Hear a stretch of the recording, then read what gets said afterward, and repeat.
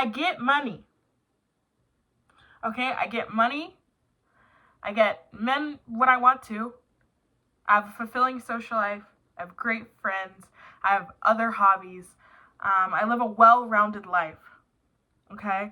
And before I show you what I did, it's important to me that y'all know that. Okay? With that being said, guys, gals, non-binary pals, welcome back to Black Girl Wrestling. Or there might be some people, for some reason, that this is your first introduction to Black Girl Wrestling. Oh God, what a way to start. My name is Danny. Black Girl Wrestling is called that because guess what? I'm a black girl. I watch wrestling. Sometimes my sisters are here with me and we do a fun little thing with the three of us. Today it's just me because this project that I'm going to introduce to you was just me.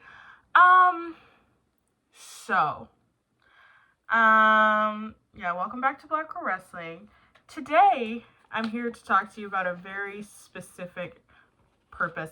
Sometimes I come on here and I'm just bullshitting. I'm not supposed to cuss the first 15 minutes, but I don't make any money off of this anyway, which will come up. We will address that.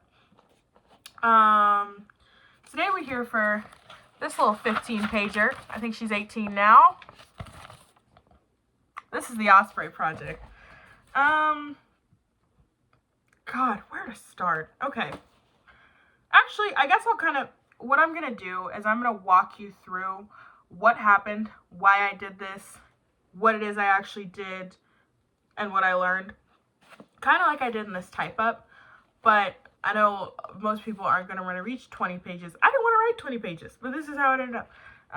So I'm gonna kind of talk you through what happens in here, and it's important context, right? Like, girls can have autism.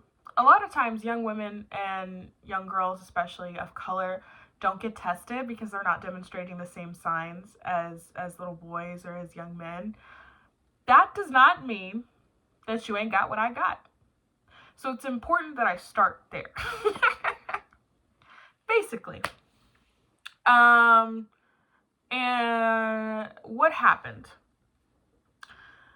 I had the opportunity to get media credentials to literally one event. That's what it was, one and only event. My first and only time as credentialed media was at AEW Dynasty in 2024.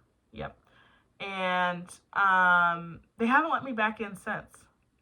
And I gotta be honest, if something like this doesn't do it, I don't know what else I can do. But my point being, I had the opportunity at AEW Dynasty to engage with a lot of folks, ask some fun questions.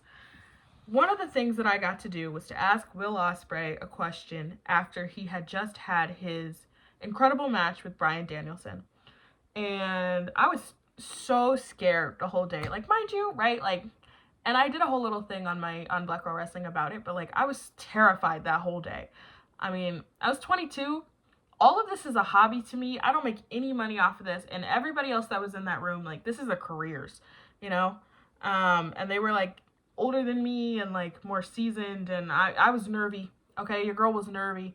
And I had the opportunity to ask Ospreay a question, that was big for me. Big Ospreay girl. And I basically asked him, like, what kind of stories are you going to tell yourself about this match, you know, when you hang it up? And he gave an incredible, heartfelt, genuine answer, with some anecdotes from his childhood as well, about how much Bryan Danielson meant to him. It was really great. And in that answer, he threw in, I think honestly, it was probably like a non sequitur to him. Like, he wasn't even probably thinking about it, but he essentially said, I think that this is the best performance of my career. Perfectly fine.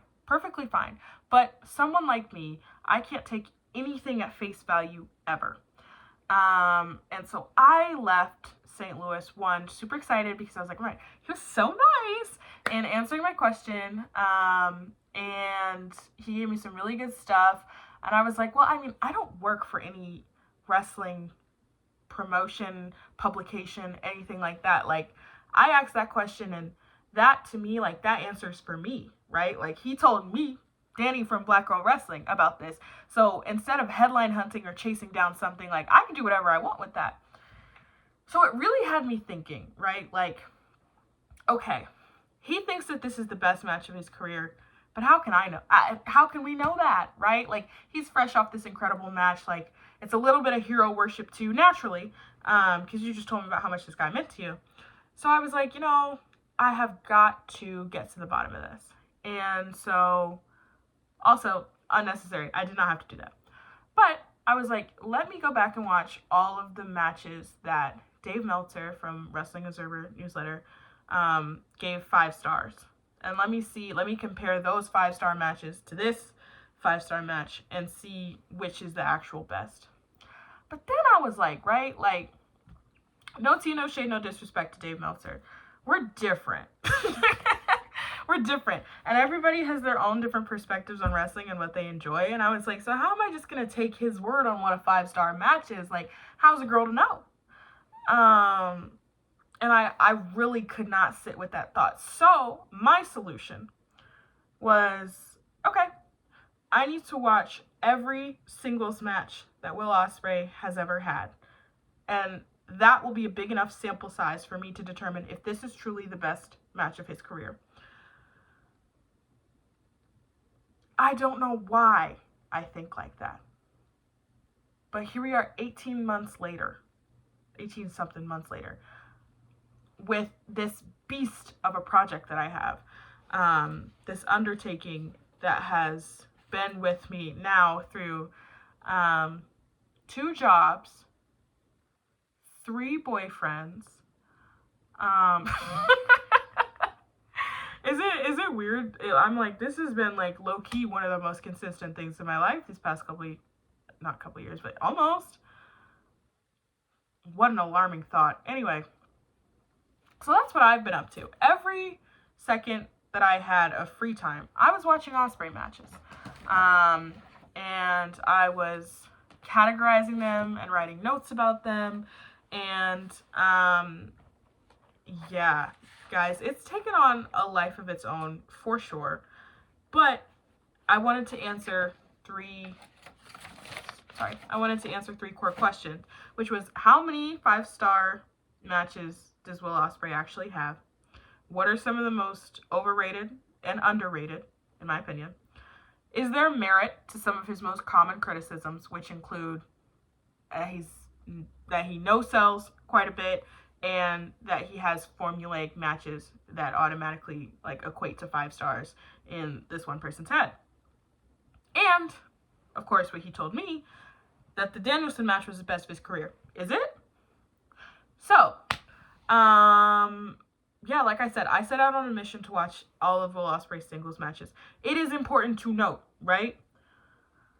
We're talking about a man that debuted in 2012 informally, 2014 formally. That's a lot of matches, all right?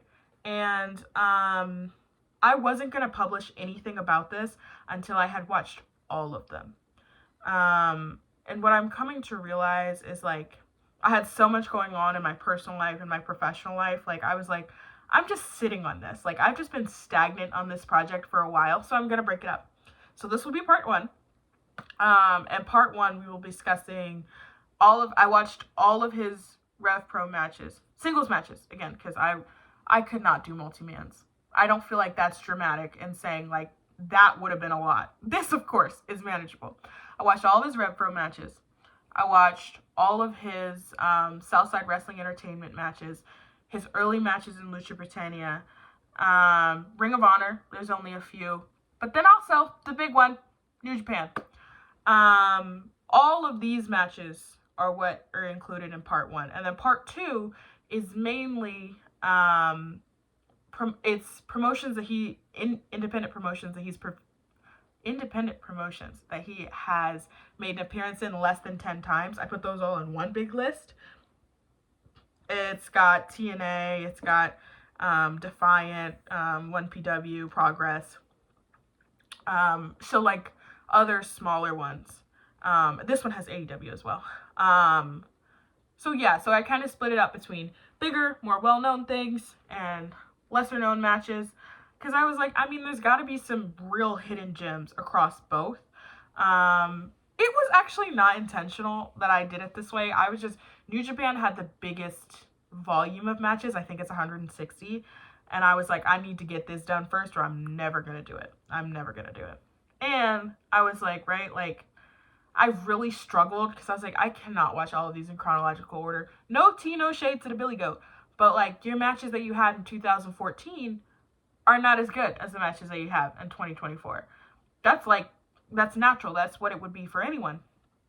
But, like, as a result, can I watch 200 2014 matches, like, with my full attention and giving it what it deserves? No, I can't. I'm not a god. So, that's what I did. I'm going to explain my process a little bit, but I also want to give a couple caveats, right? Like, one, I know right now that the timing is not ideal because I was going to release this around this time anyway, because like I said, like, I was like, if I don't drop this soon, I'm just going to sit on it and then I'll have done all this work or, you know, for nothing. So it was not intentional. Obviously right now, as we speak, William Peter Charles Ospreay, or maybe I mixed that up, is laid up with a neck injury that's going to have him out for quite a long period of time. And it is not my intention for any of this to be, like, disrespectful or inflammatory towards Ospreay. Like, that's not my intention at all. I am approaching this project genuinely from a research perspective.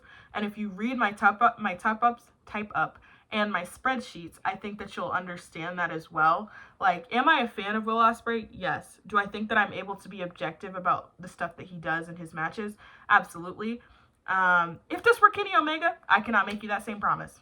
I could not make you that same promise. If this were Kenny Omega, he would have 200 million 5-star matches. Okay? Because I'm just, at my core, Kenny girl. Nothing I can do about that. But, so as someone who's a firm Ospreay enjoyer, but not like a stan or super fan, I thought that this was an interesting opportunity to do a loose scientific analysis of a hypothesis that he presented to me. Unintentionally, but he did. So that's the premise that this is under. It's not with the intention of, you know, I'm not trying to bring hate on anyone. I'm not trying to bring, I don't know. It's just, this was what he said to me. And so this was what I chose to do with it. Instead of headline hunting or, you know, trying to cause controversy, I was like, let me get to work, which I would say that some of y'all should do too, for people that actually do this for a living. Anyway, so yeah, that's kind of my intention behind it. I have two main fears, pulling back the curtain a little bit before I tell you what I did. Two main fears with this. One, nobody watches and nobody cares, which is, okay, you know, like, I did this for me. I'm not owed anything. It was a lot of work for, ooh, I just spit the camera. It was a lot of work for, like, no one to watch. So if a couple people could watch, that would be great. If you leave a comment and you're just like, wow, Danielle, that was crazy, that would literally make my life. You wouldn't even understand. If I get 3 comments, mission accomplished. But two, my other fear is that this escapes its target audience and it becomes like a tribalistic, oh, look, she's also fighting the misogyny fangirl, like, stereotype, which is just, oh, she's dick riding Ospreay so hard, she's like, whatever, oh my god, look at these AEW fans. I ask everyone, truly, to take off their All Elite Wrestling hats, their New Japan Pro Wrestling hats, their World Wrestling Entertainment hats, and just kind of hear me out in what I chose to do. Like, this was not, I'm not being paid by anyone at all. I don't think I've ever made $1 off of wrestling. This was just an interest thing to me. And if you can't empathize or sympathize with having an interest, then that's on you. Find a more interesting life. So, if this escapes its target audience, like I said at the very beginning, don't worry about me. I get money. I get what I want. I do what I want. I'm going to be all right. So, with that being said, here's how I went about ranking all of these matches. Well, I didn't rank them. I rated all of them. So, right? I had a methodology and some outlying factors that I'm going to relate to you as well, right? So when I was watching these matches, my biggest thing, when I was watching these matches, my scale goes up to 5 stars because that's how a scale works. Like, again, no tea, no shade, no disrespect to Meltzer. That's like a personal quirk for me. I'm like, if the scale's at a 5, like, that's how scales work, you know? And I also think that it prompts you to be a little bit more conservative in your rating of matches that are decent and not good or great, you know? So I was intentionally harsh on Will Ospreay's match catalog. Not like mean, but like a little bit. I graded it with a red pen instead of a blue one because I feel like we already have the opposite, you know? Like, I don't think we need another person sitting up here and relaying the same thoughts and the same opinions about every single match. To that same end, y'all gonna hog tie me about some of these. I know that there are some controversial takes in here if you actually get down into it. I think I gave his Okada G1 Climax 32, maybe 33, a 3.75. I know that's going to send some of y'all crazy, especially when you find out that one of the 5s that I gave him, one of less than 10 5-star matches that I gave Will Ospreay in a 200-plus match review, was the Leon Slater match. It was. I'll get into my rationale, but like, what is the fun if I just sit up here and I agree with the thing that everybody else has said? Let's offer some different perspectives. Let's switch it up. I'm not going to do all this work to just regurgitate stuff that people can, like, watch one match and feel. Like, I have my reasons. So, I was intentionally a little bit harsh, and the scale goes up to 5. Does he get 5-star matches? Absolutely. Was I throwing him out like candy? No. On purpose. And, I mean, like, if the goal is to determine what his own best performance was, like, you have to be a little bit more scrutinous. Anyway. Like I said, I limited myself to singles matches. So no 3-ways, no tags, no multi-mans. It was already a lot, you know. No fast forwarding. I watched entrance to final bell. No fast forwarding. Normal speed, no 2x speed. Full entrances with commentary when available because I was trying to replicate the feeling that an initial viewer would have had if they were watching it in real time, as much as possible, because I understand that a lot of these things require context, which is why I also tried to go back and find major storylines where they existed. Obviously, like something like Best of the Super Juniors or like G1 Climax, like, I don't necessarily need to know each and every single story that's brewing underneath their tournaments, you know? But other feuds that had major payoffs, I needed to know what kind of was going on going into that. Yeah, not every match has a well thought out review because not every match is gripping. Some of the stuff is just like, oh, okay, like this is about Ospreay's big jacket, you know, like his match against Michael Oku is fantastic in High Stakes 2024. It's fantastic, but the first thing that you're gonna see on my spreadsheet is, wow, I really love that jacket. There's more analytical pieces, of course, too, but like some of it is superfluous. It is. And who gonna check me? I don't know why I'm jumping at you. Thanks for watching Micro Wrestling. Any match that I had already seen, I had to rewatch for the sake of this project because I like, this is different. You know, I've seen plenty of Ospreay singles matches before, but I'd never done it with the intention of giving it an actual rating, with the intention of this bigger project at hand. So all of those things I did. Those were rules that I set for myself as I went through this.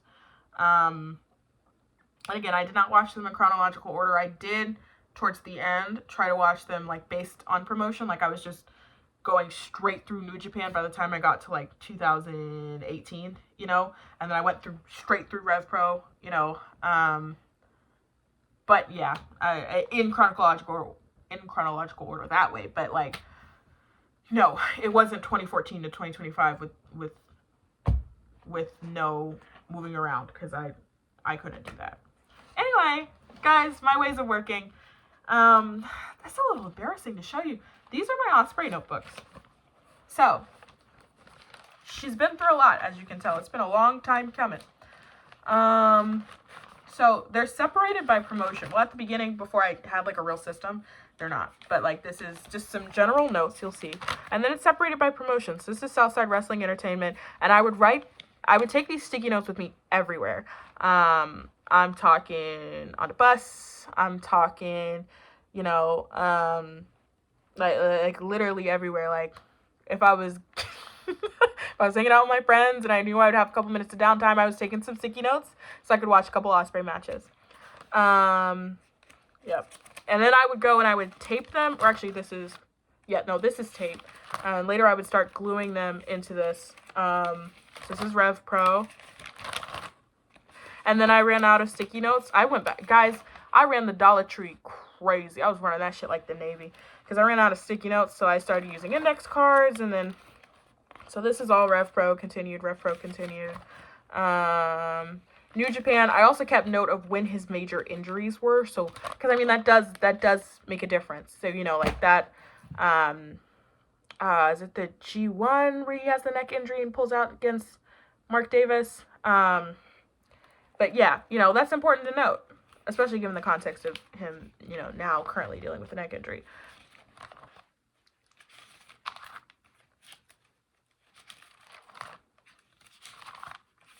Is it a flawed system? You get the point.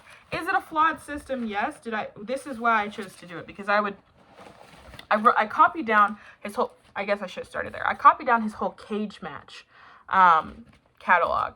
And so I would watch the matches, write the sticky notes, tape them into here, and then I check them off on here. In the hopes that I wasn't rewatching matches. I ended up accidentally rewatching a lot of matches because I was not keeping the best track in this notebook. But we live and we learn.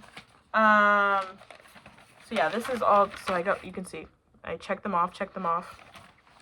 And, I did that for a couple of reasons. One, because I find it easier to focus, when I'm just looking at the one screen instead of like typing and also trying to look, like it's easy to get distracted. But two, because I will be damned if I spend a year of my life, not like a year straight, like I said, I was living life. That's why it took a year. But I'll be damned if I spent all this time just for people to be like, oh, that's AI. Everything in this project, top to bottom, start to finish,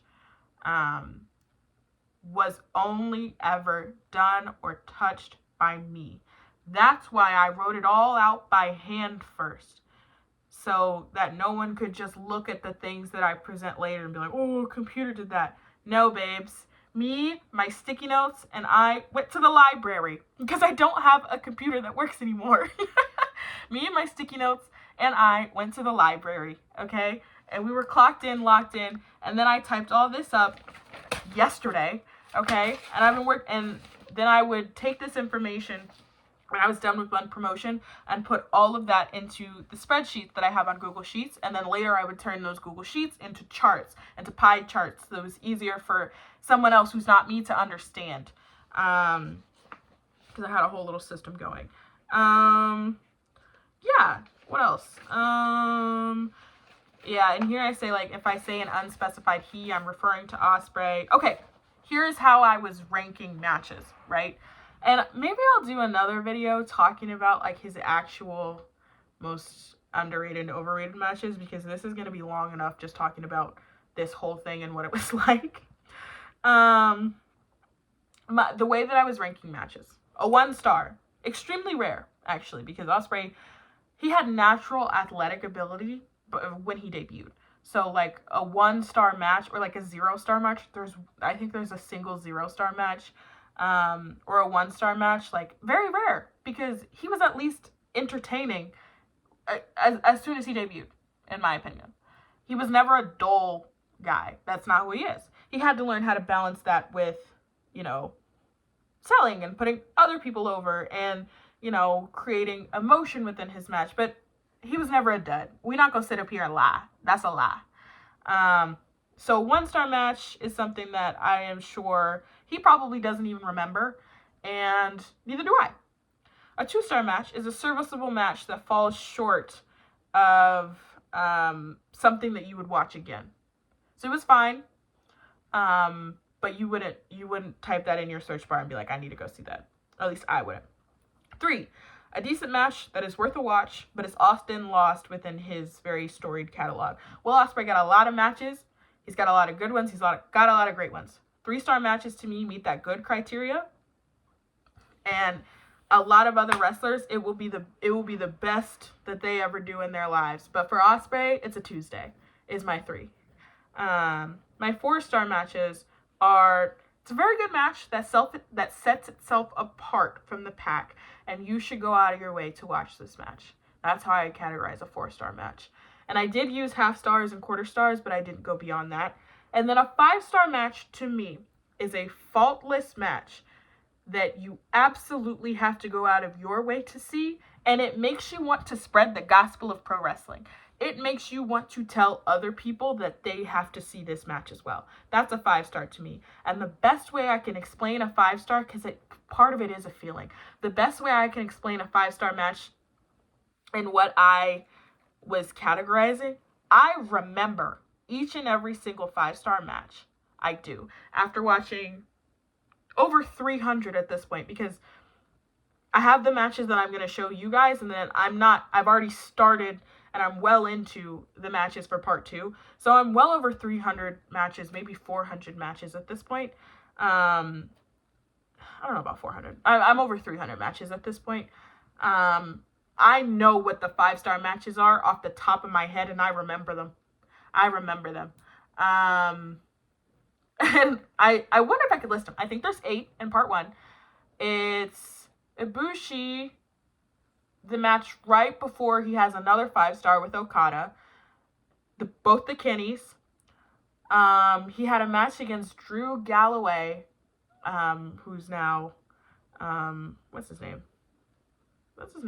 Drew McIntyre. That is a 5-star. Bandito, Best of Super Juniors 16. But I know it was against Bandito. Leon Slater in Rev Pro, not that long ago. I don't think that I'm missing any. I think that those are my 5-stars. I might have thrown one to one of the Michael Oku matches, but I don't think so. Oh, and Speedball TNA, but that's part 2 actually. But those are, like, I remember them because they had such charisma, character, and they made me feel something that I can't explain. There are other fantastic matches that don't meet that particular criteria, and that's where you and I will differ, okay? I just ask you to keep that into consideration. A couple of other things to keep in mind as you look at, read, think about what I've done here. I did watch all of the matches of folks that had passed away. I felt like it would be inappropriate to give those matches ratings. I thought that would be insensitive, so I didn't do that. I did watch them.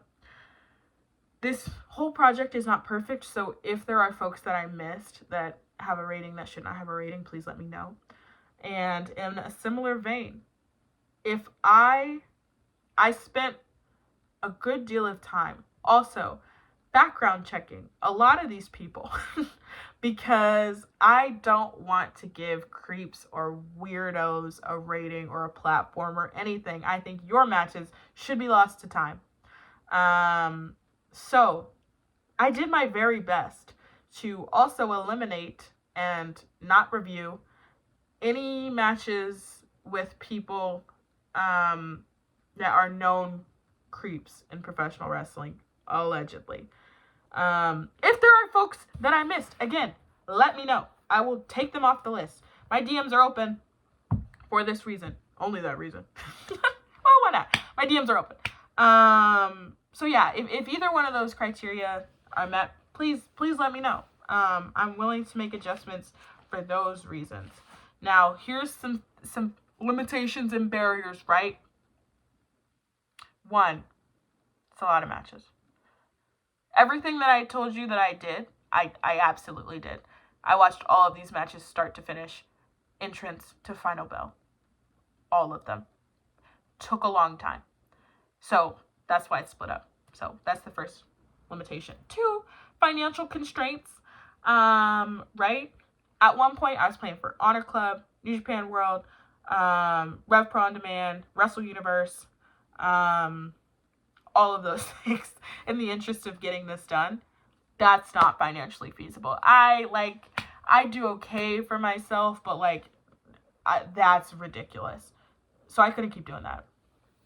In that same vein, one of the rules that I have for myself in doing this project, some of the things that you'll see, some of the color codings, like red, is matches that I could not find.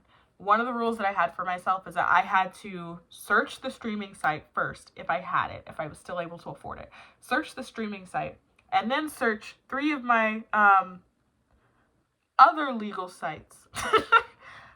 Maybe outside the realm of what the government's aware of.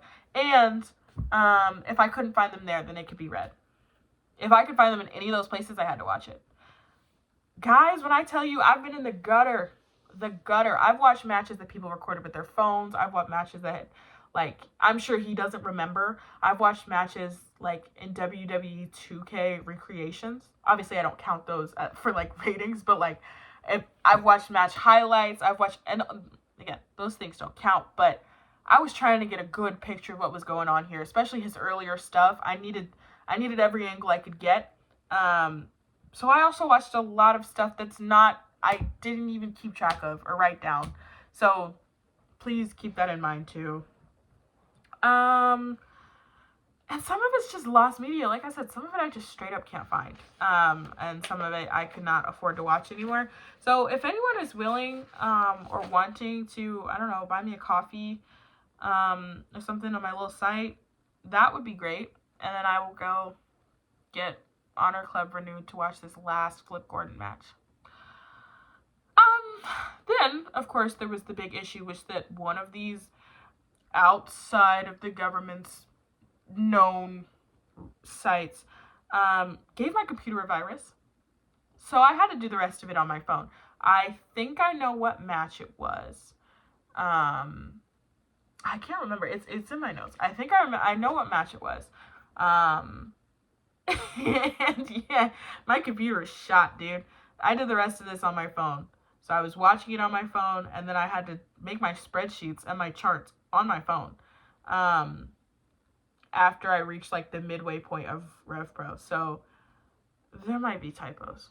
Okay? There might be. Yeah. What else? I also wanted, like I said, guys, this is just an explanation of the process.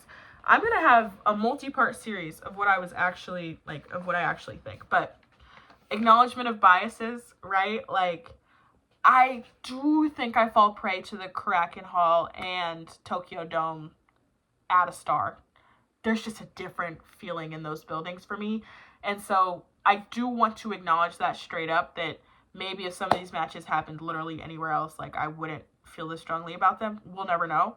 But I want to put that out there as a potential bias that I have. I also want to put out the recency bias and the fact that I watch mostly AEW and New Japan. I think it would be disingenuous for me to say that I don't have certain affinities towards certain wrestlers. I've already told you that I'm a Kenny Omega girl. But I did my very best to take myself out of being a fan and look at it as a researcher. Because at the end of the day, whether I wanted it to be or not, this was a research project. And I know I make a lot of jokes on Twitter. I know I like to kid a lot. As Danielle the person, I don't do anything half-ass. Anything.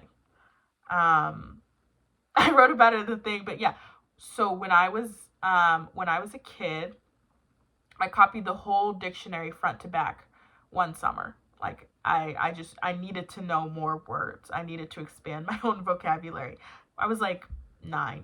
When I was 13, I got a B on one single math test, and I said, this will never happen again. I went home and I did 10,000 algebra problems, and the school made up an award for me to receive. I graduated college in 3 years instead of 4 and I was taking 25 credit hours. things just, I don't do anything half-assed. I never have, I never will, and that's why you see all of this. None of this was done without thought or consideration. So that I probably should have said that at the beginning, but I'm not just talking out my ass. I worked really hard on this, which with of course the notion that like all I did was sit in front of a screen. He's the one that wrestled these matches, so like all the props go to him. You know, all I did was sit back and review them. But I will say, I think that there's a lot of people in and around wrestling media who wouldn't / haven't had an undertaking this big, and this is a hobby for me. So I am proud of it. Like I am, and I would be lying if I said I wasn't. Like I kind of did this shit. You don't have to like it, but I do. Anyway, I was talking about my biases. Also wanting to, like I said, kind of talking about recency bias, but like something that was considered a 5-star banger in 2017, the standards have increased so much in 2025 that may not necessarily be the case for me anymore. Excuse me. So, like, also the standards for Ospreay himself, he continues to get better and to get better and to introduce other aspects of wrestling to his own repertoire. And he like I said, he's just continued to improve. So something that was thought of as out of this world in 2017 might become commonplace in 2025. That might be like a regular, again, like a regular 3 or serviceable match now. Even though at the time, everybody was like, this the shit. A 5-star to me, and what I categorized it as, is a classic that will stand the test of time. That's why there are so few. Anyway. So, like I said, my conclusions, Ospreay's 5-star matches in New Japan. Bandito, Best of Super Junior 16. Ibushi, G1 Climax 2019. Okada, G1 Climax 2019, back-to-back. Omega, Wrestle Kingdom 2023. Omega Forbidden Door 2023.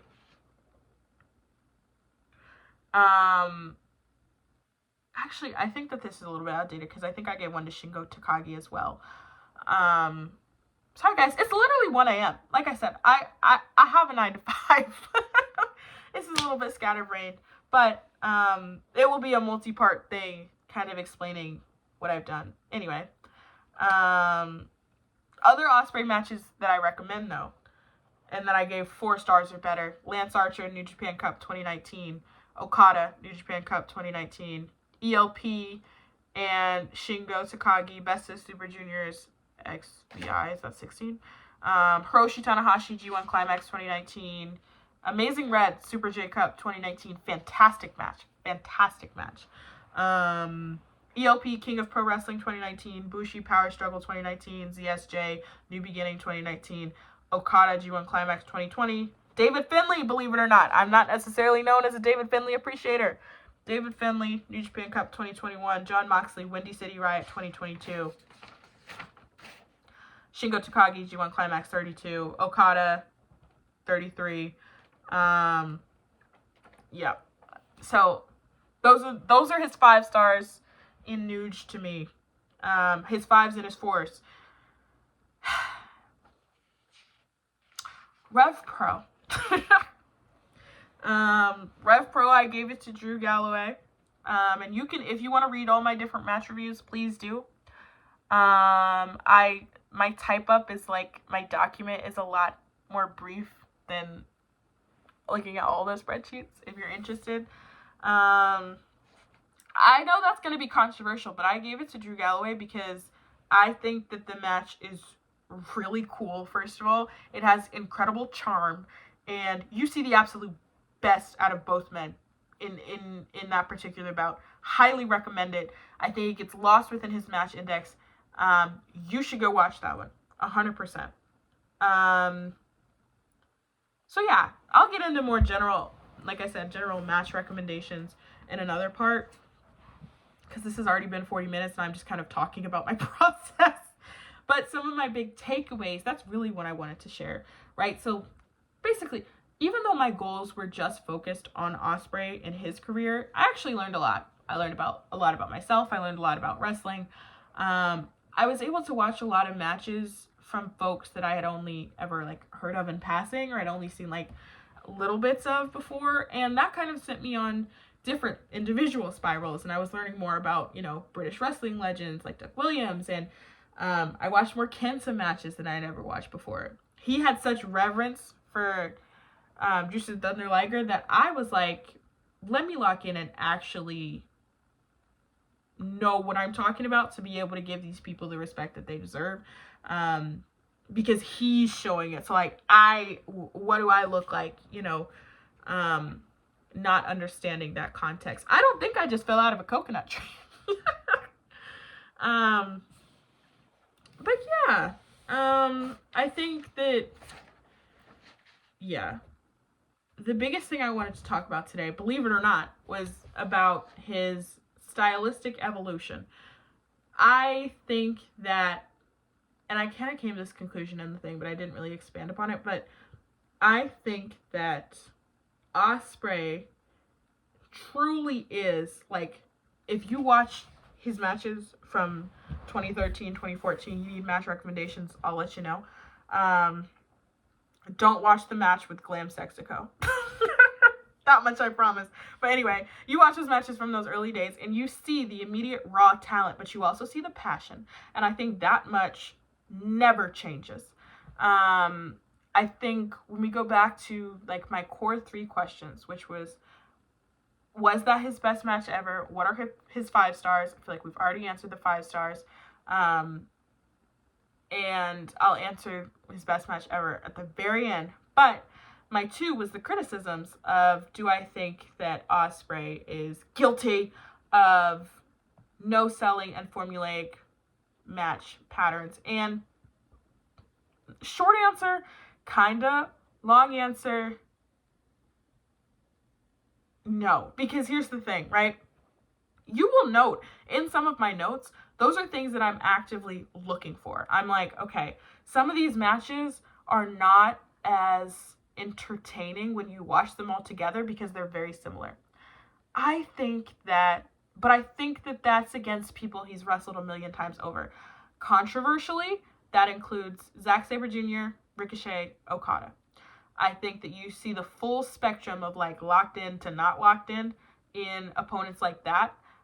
Because I think his matches with Ricochet, I think the earlier ones are the best.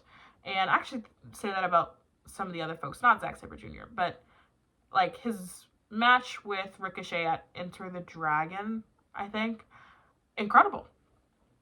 Mainly because, one, they didn't know each other so well, because I think once you face each other 5 or 6 times, like, you know, you do a lot of mirroring, and it's a lot of, I can outdo this to this guy. When you're young and hungry and you literally got rent to pay, like, you get really creative. So I do think that there was maybe a lull in creativity in the years 2017, 2018. But also I think that, right, people and professional wrestlers naturally evolve and they change, right? So you see early on in his career, he's able to do things that you're not able to do later on in your life, in your career. Like, that's normal. Like the reverse 450, you know, gets traded in for a Stormbreaker as a finish instead of as a regular move. You see the Hidden Blade introduced as an actual finish instead of as a regular move. You know, like, he introduces the Sky Twister more consistently, you know. So I think that he's done a really good job of evolving to himself and to his body. And I think that, like, it's weird because I think when he was younger, super, super creative, unique matches, and everything that you do is impressive because we don't know who you are. Then you get to like a career period where like now you're having more exposure to bigger audiences and they haven't seen the hits. So like, why not play the hits? And I'm not sitting up here saying that that's a bad thing. I'm just saying when you sit and do what I did, which I don't think anyone else is doing, but when you sit and do what I did, you reach a period of 2016, 17, a little bit of 18 where you're like, all right, what else you got?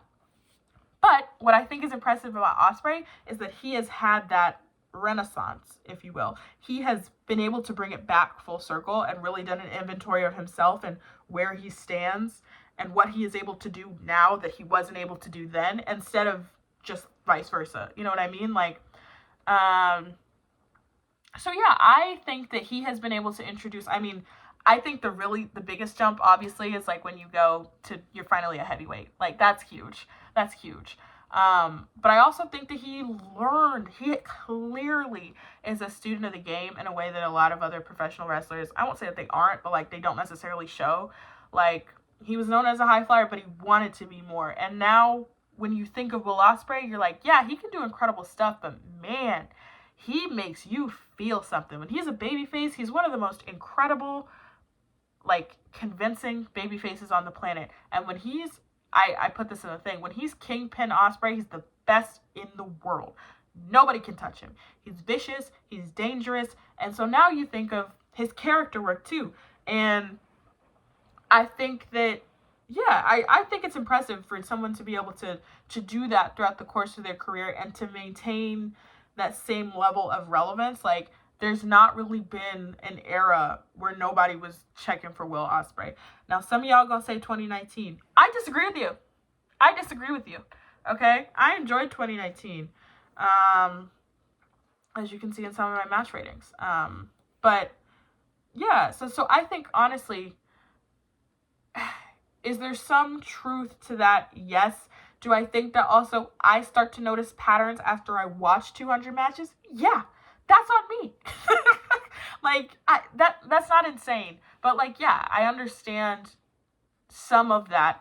I think that the no-selling, honestly, if I'm being for real, I think early on in his career, was he guilty of no-selling? Yes. I think he was guilty of no-selling because I think he was just so excited to do what he was going to do, that he was not necessarily so focused, on completing the other person's move. It was more anticipation of getting to do his own, which comes with nerves and comes with time. And I actually think that you still see that a little bit now. I think it's rarer now because I think that like I said, I think he's a more well-rounded performer and he's got a better grasp of it. But yeah, I really don't think that it's intentional no-selling. I think that it's, well, sometimes, obviously, you're doing, like, the whole fighting spirit thing. Like, sometimes that's the case. But I think that when folks bring it up as criticism, I understand where you're coming from. Like, a couple of matches come to mind. I think, honestly, I think that he sells very well for the people that he respects and wants to put over. But I don't think that it's unintentional that he doesn't sell too well for the other folks. I think that like I said, I think that you get patterns, you get into, the things that you're used to doing.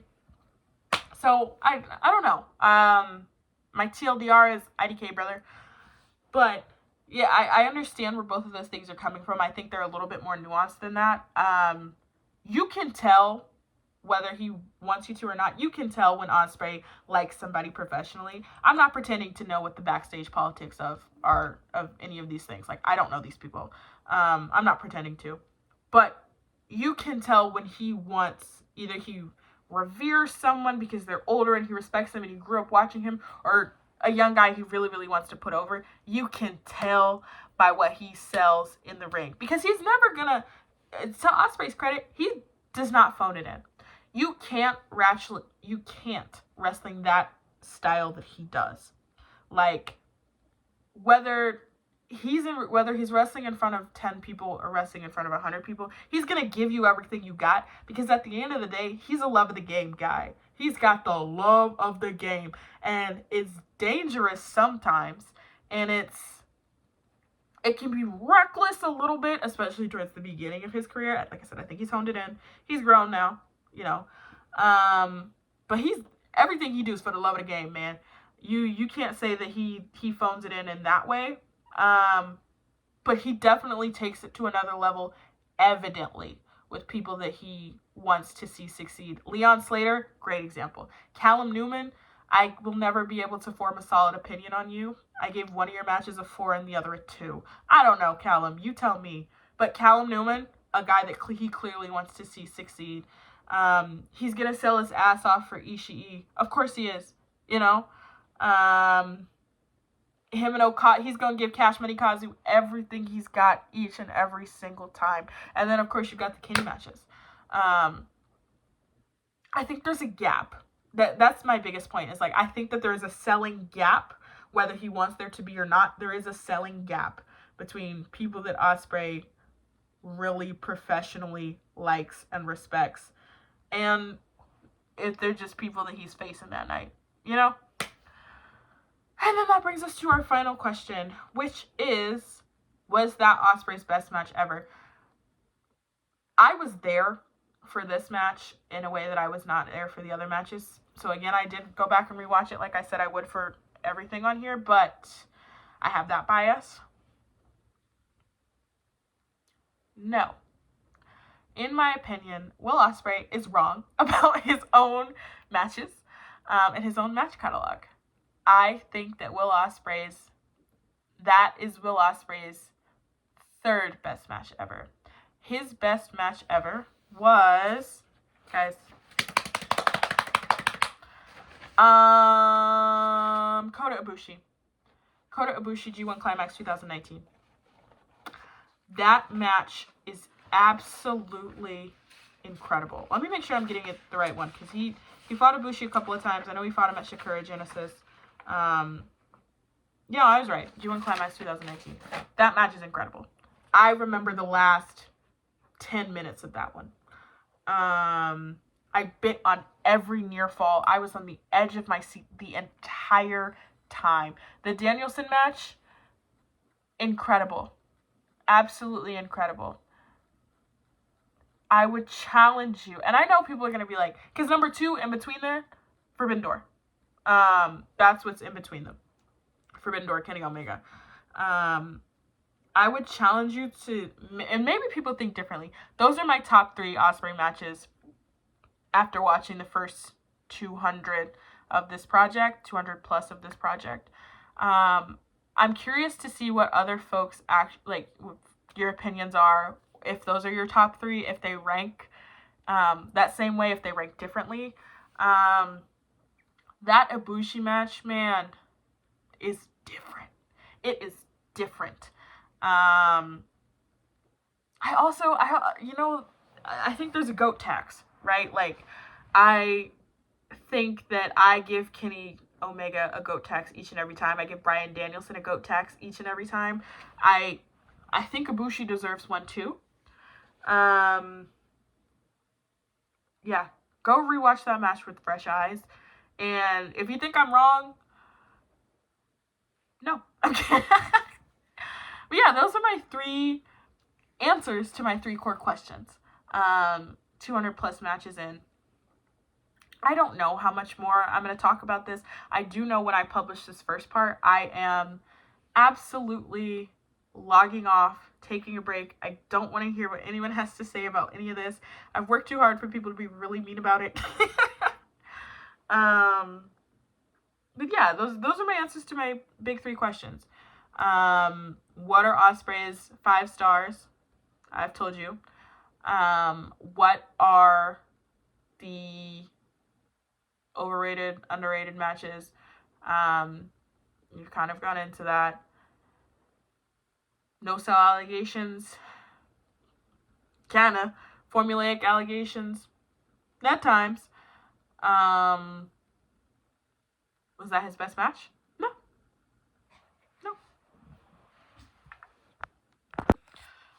So yeah, I am going to put the link in my description of all of the different spreadsheets, all of my charts, all of my match notes if you're interested. I said I was going to include a little Q&A at this part, so if I remember, I will also do that. Yeah. I think that's all I've got for you. I'm tired. It's 1 a.m.